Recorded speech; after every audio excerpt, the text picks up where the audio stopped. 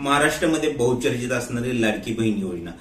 तर लाडकी बहीण योजनेमधून 4000 बहिणींनी आपल्या फॉर्म माघारी घेतले। तर काय कारण आहे की या बहिणींनी आपले या योजनेतून माघार घेतले, आपले फॉर्म माघारी घेतले व भेटली रक्कम ती परतावा केलेला आहे। तर या योजनेचे जे निष्कर्ष होते ते निष्कर्ष मध्ये या महिला बसत नसल्या कारणाने या महिलेने आता स्वतःहून आपले फॉर्म माघारी घेतले। पण ही गरजच का पडली की या महिलांच्या स्वतःहून आपले फॉर्म माघारी घ्यावे लागले।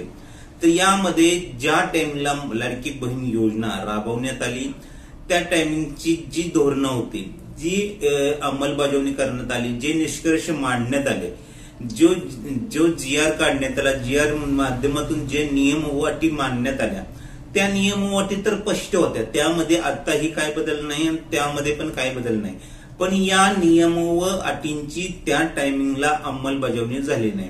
पण आता त्या टाइमला ज्या टाइमला लाडकी बहीण योजना राबवण्यात आली किंवा याची अंमलबजावणी करण्यात आली तेव्हा राज्यामध्ये निवडणुकी जाहीर झाल्या, त्या निवडणुकीचा प्रसार व प्रचार चालू होता। निवडणुकीचा जास्तीत जास्त फायदा घेण्यासाठी जे आहे ते आणि सरकारला याचा फायदा पण भरपूर प्रमाणात आपल्याला झालेला दिसत आहे।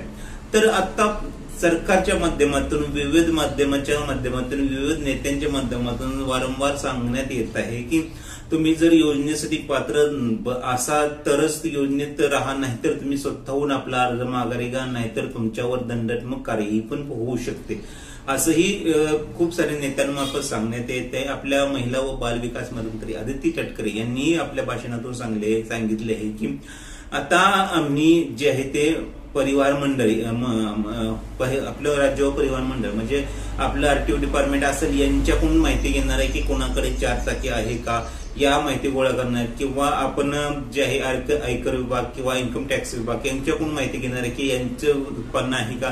त्याचप्रमाणे ज्या महिला आता परराज्यात विवाह झाल, ज्यांचं महिलांचं परराज्यात विवाह झालाय आणि त्या जर या योजनेचा लाभ घेत असेल तर अशा महिलांचा शोध पण घेतला जाणार आहे।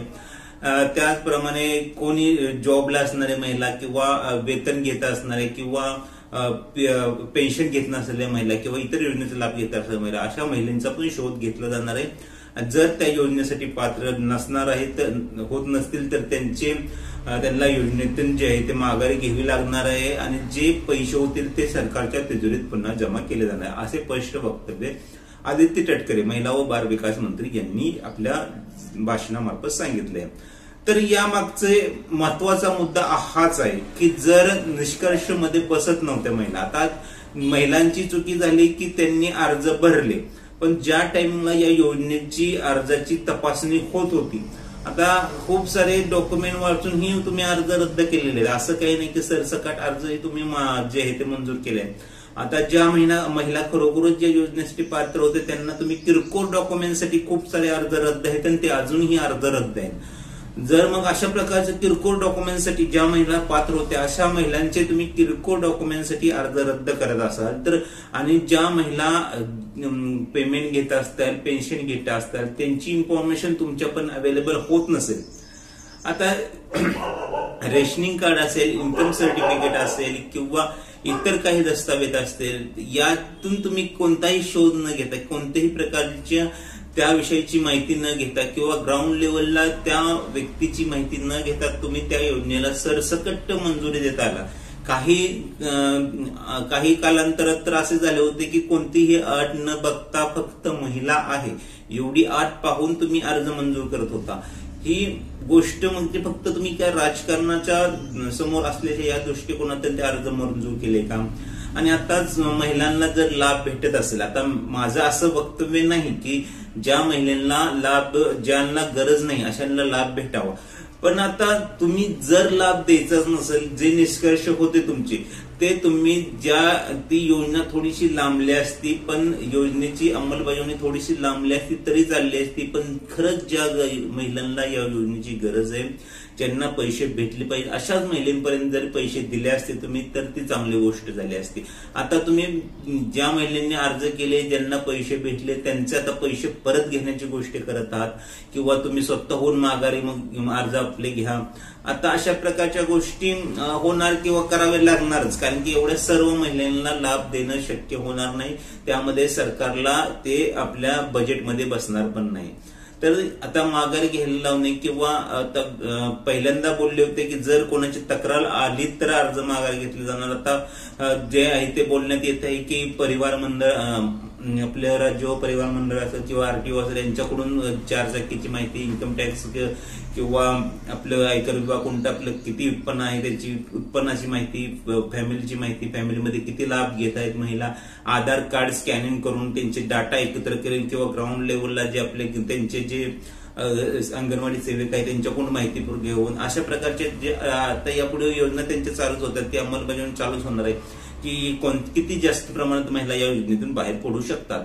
तर ही गोष्ट चांगली जेवढी आहे तेवढीच वाईट सुद्धा असू शकते खूप साऱ्या महिलांसाठी, कारण की अजूनही खूप साऱ्या महिला अशा आहेत की ज्यांना अजून या योजनेचा 1 रुपया भेटला नाही, त्यांचं उत्पन्न या योजनेला दिलेल्या उत्पन्नाच्या क्रायटेरियापेक्षा जास्त तरीही लाभ भेटला नाही, पूर्णपणे या योजनेचे पात्र आहेत अशा महिलांना अजून 1 रुपया भेटला नाही, अशाही महिला आहेत. मग तुम्ही जो फॉर्म चेक करत होता त्या टायमिंगला काय तुम्ही झोपेमध्ये फॉर्म चेक केले का, ही पण वस्तू तिथे आहे ना. कारण की जर तुम्हाला त्या टायमिंगला खूप घाई गडबड होते, खूप पैसे द्यायचेच होते महिलांना, तर मग आता दिल्यात तर मागायची काहीच हे नाही ना की तुम्ही आता परत द्या. ही गोष्ट सर्रास चुकीची वाटत आहे, आपल्याला तरी चुकीची वाटते. तर ते लाभ ज्यांनी चुकीच्या पद्धतीने घेतला हे पण खरं गोष्ट आहे की त्यांनी जे निष्कर्ष काढला होता, GR काढला होता, पण ते GR ची अंमलबजावणी करणे हे सामान्य माणसाचं काम नसतं. GR काढल्यानंतर त्याची अंमलबजावणी करणे हे पण सरकारचंच काम असतं, कारण की चेक तुम्हीच फॉर्म करत होता, चेक काय सामान्य महिला करत नव्हत्या किंवा फॉर्म भरणाऱ्या महिला स्वतः आपला फॉर्म चेक करून तो अप्रूव्ह करत नव्हता. तुम्ही 2-3 ठिकाणी फॉर्म चेक करत होता, फॉर्म अप्रूव्ह करत होता, त्यानंतर डॉक्युमेंट नसताना, काही कारण नसताना तुम्ही काही डॉक्युमेंट मागत होता, तर त्या टाइमला ते तुम्हाला सुचलं नाही. आता जर महिला पैसे भेटत असतील तर एवढ्या महिलांना माघार घेतली आहे हे सांगून पुढच्या महिलांना पण घाबरवत तुम्ही की तुम्ही जरी नसेल पात्र तर तुम्हीही माघार घ्या. तर याविषयी आपलं काय मत आहे ते नक्की आपल्याला सांगा. तर जानेवारीचा जे आहे तो हप्ता त्याविषयी आपण व्हिडिओ बनवला आहे. जानेवारीचा हप्ता जो आहे तो 20 तारखेपासून 26 तारखेपर्यंत सर्व महिलांच्या अकाउंटवर नक्की क्रेडिट होईल.